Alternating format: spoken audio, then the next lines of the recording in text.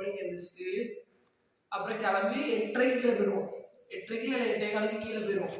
கீழே போயிட்டு மடமடன்னு சாப்பிடுவாங்க. சாப்பிட்டுட்டு எந்திரிச்சு ஓடிடுவோம். பஸ் வந்துட்டு நமக்கு இல்லை, நான் தான் அந்த மாதம் ரொம்ப வரேன் இருந்தேன். விட்டுட்டாங்க 4 இயருக்கு நான் தான் சீனியரு. எங்க சீனியர் போஸ்டிங் போயிடுவாங்க. அவ்வளோதான்.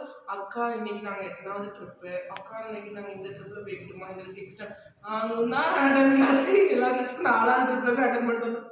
அவங்களுக்கு ஃபர்ஸ்ட் ட்ரிப்பில் போனோமா சமத்தை என்னதான் சொல்லுறது, அவங்களுக்கு சரி போயிட்டு வரேன். இவ்வளோ என் கிளாஸ்லேயே என்ன மறைப்பாடு, நீ தேவலாம் பண்ணிட்டு இருக்க அப்படின்னு சொல்லி என்ன மறைப்பாடு. எனக்கு என்ன செய்யவே தெரியாது. இப்போ அவங்க உட்காந்துருப்பேன்.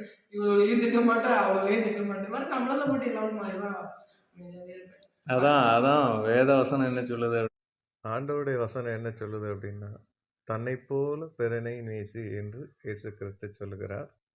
அதே போல நம்முடைய சதையை நாம் நுள்ளி பார்க்கும் பொழுது எவ்வளவு வேதனைப்படுகிறோமோ, அதே போல பிறரையும் அவர்களுக்கு வலிக்குமோ என்று நாம் அதை அறிந்து கொள்ள வேண்டும். நாம் அதை அறிந்து நடைமுறைப்படுத்தும் பொழுது ஆண்டவருக்கு பிரியமான பிள்ளைகளாய் வாழ்கிறோம். ஆண்டவருக்கு உகந்த காரியங்களை செய்வதற்கு ஆண்டவர் நம்மை உந்தி தள்ளுகிறார். ஆமென்.